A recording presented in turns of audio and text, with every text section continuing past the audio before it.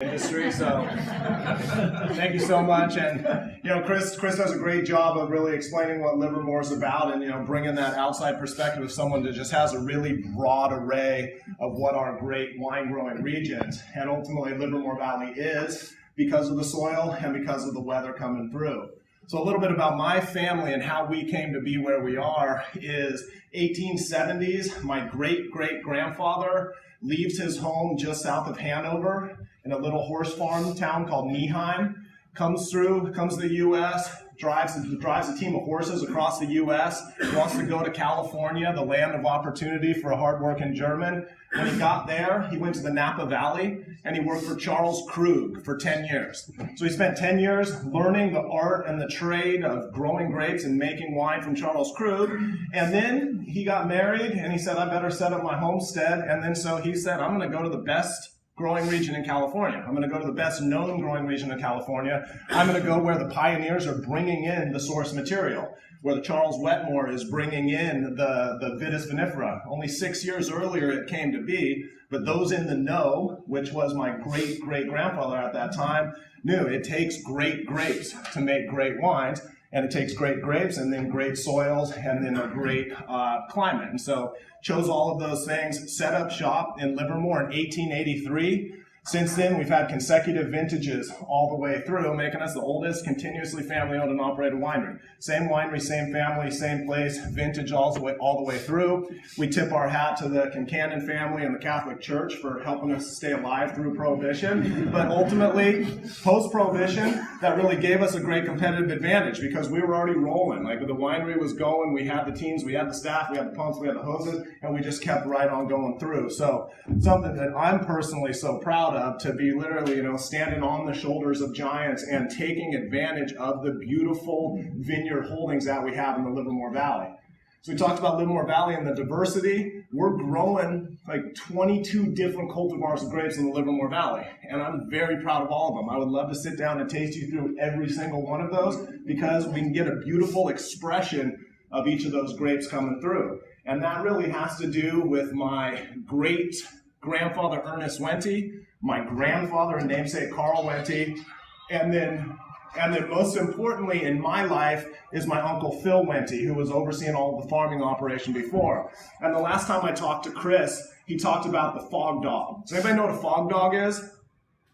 The dog literally goes out and he sits on the spot in the area closest to the ranch. The dog doesn't go too far. He sits on the spot, it's the first place that the fog breaks.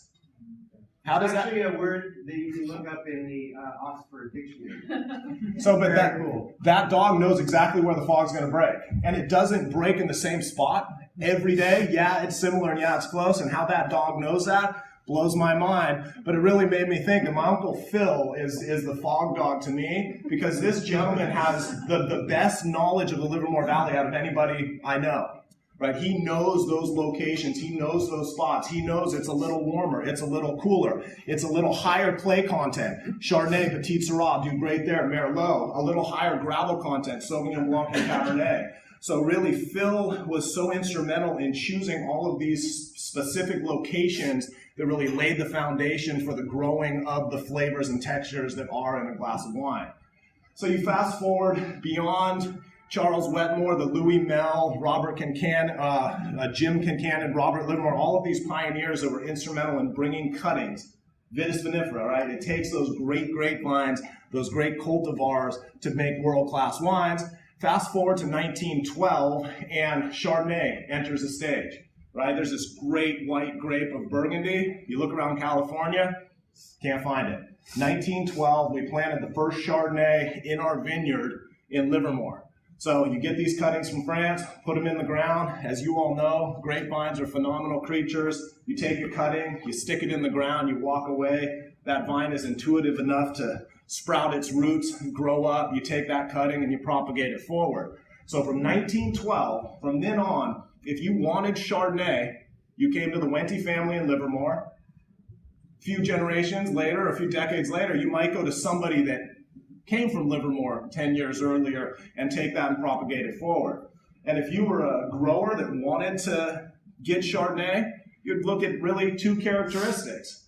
Healthy vine, because obviously that makes sense. And then second is during harvest, you would walk through and you would taste berries, and you would gravitate and you'd put some flagging tape on a vine that tasted best, right? We're in the business of delivering beautiful fruit flavors in a glass. And then so now based on that propagation forward, now literally 80%, 80,000 acres worth of Chardonnay in California came through our ranch in 1912. Sometimes that blows my mind, but it's really just the right place and the right time, and that knowledge of what Livermore is, but then also the knowledge of farming and nurturing those flavors. So literally every year since 1912, a Wente family member has been out in the field in these Chardonnay vineyards, tasting these berries and selecting vines forward. So it's so awesome to say that we have 4 vineyards in Livermore that have never, the genetic material has never left our property in Livermore since 1912. It's pretty amazing. And we're going out now, my Uncle Phil and I, side by side, tasting berries off of these vines, and you get one like, wow, that just jumps out in terms of that vibrancy. And then Phil, Fog Dog, and also one of the best palates that I know of, really, we see how that translates through into that bottle of wine, and we take and we flag it, and we plant another vineyard. So Phil and I together, side by side, have put 3 more vineyards in, and we actually started segregating the flavors, because the muscat characteristic that will come from Chardonnay, really that vibrancy, there's a green apple note, and then there's a stone fruit and an apricot fruit. Really those 3 segregations. And now in front of our winery in Livermore, literally 27.2 miles that way, there's a vineyard that we've planted where we've segregated those flavors. And this is now the 5th year out of that vineyard. So now there's enough fruit. We actually pressed them separately and made all the wine separately, a whopping 1 barrel of each. But I really wanted to bring them and show, because it's so cool in terms of how those flavors play through. They're exact same vineyard, exact same everything right there, but the diversity of flavors is so large in terms of what goes through. So it's really sort of that history and foundation of the Chardonnay clone, and why Central Coast California Chardonnay is really one of the most fruit-forward styles of Chardonnay in the world. Yes, people put oak on it, there's surly aging, there's batonnage, all those things that I'm going to talk about when we get to this wine here, because it has all of those things. But what's key is the fruit structure of that wine, of these wines, of the California wines, have the ability to hold up, which help to define that style. So, you know, pretty cool phenomenon, pretty cool that it's living history that I'm going out there. And it really took my Uncle Phil, like, if no one tells you this stuff, if no one walks you through a vineyard and does it, but he grabbed me one day and said, we're going. And we spent hours just walking through, and I'm literally like, oh my gosh, this is literally the coolest thing I've ever done. It might seem trivial walking through a vineyard tasting those berries, but really seeing how those flavors then translate through into that glass of wine. So that was 1912. You go into the 30s, 40s. My family, Ernest, Herman Wente was instrumental in getting the Wine Institute started. You go forward even further to the 4th generation. My father, Eric, my aunt Carolyn, our chief executive officer right now, and my uncle Phil were very instrumental in continuing to drive and nurture the Livermore Valley. Right? Chris talked about how the number of wineries was down almost to single digits, not quite.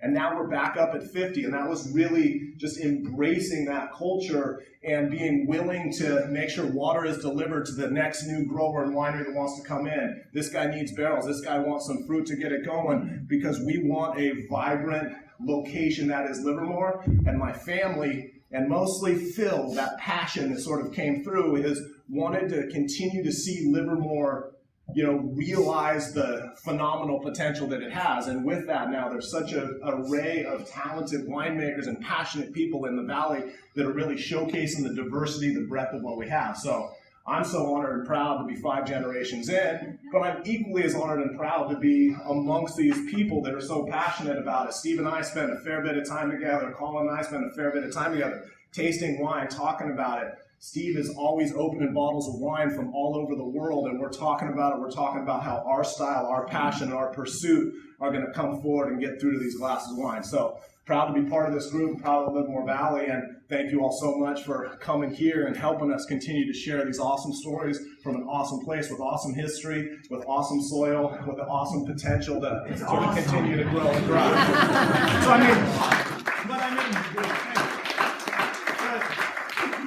Some people like, I'll finish talking, like, wow, you're passionate about it. I don't really like, I guess obviously I am, but it is such a cool thing to be part of. You should see him talk about this with a guitar in his hand. True that. So, but on to the wine. You know, the reason why I get so passionate about all of it, because how cool is it to have a job where at the end of all of it, you have a glass of wine as your end product. So this is our nth degree Chardonnay. And this is 100% Wente clone Chardonnay from 2 of those vineyards that I had talked about, where my Uncle Phil and I were out there propagating them for and getting there. Then it's picked, you know, I usually pick Chardonnay based on, you know, flavors out there and then acidity, right? Not as much about what that sugar is, what the Brix level is, but I want those flavors to be there, but I also want the acidity to be a backbone that's going to carry the wine through and through. After I graduated from graduate school at Davis, I went to Peter Michael Winery in the Knights Valley. How many people have heard of Peter Michael? I had Peter Michael wine, right? It's a good spot, a good place to learn, a good place to cut your teeth right off.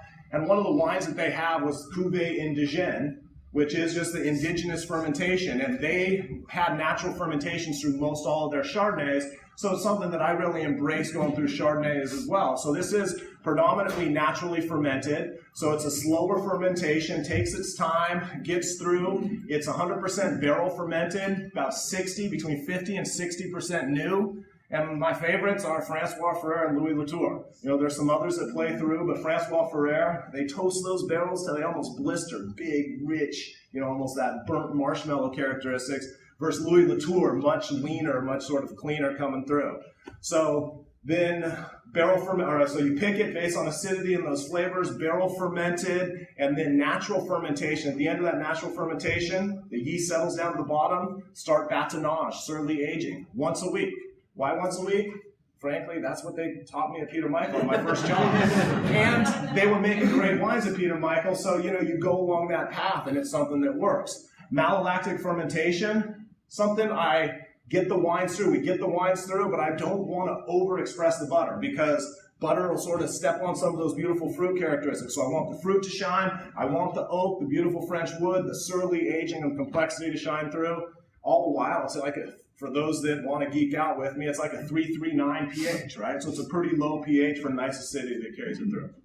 So with that, I'm going to walk away, and my sister Christine, also the 5th generation, is probably going to say, dude, you speak so quickly when you're going through, slow down a little bit. But I am so sort of passionate and proud of who and what we are in the Livermore Valley, the history that we have with the families that go through. But then also, you know, let's be honest, it is about right here, right now, today, and the awesome folks that we have that are passionate about what they do. So thank you all so much. Yeah.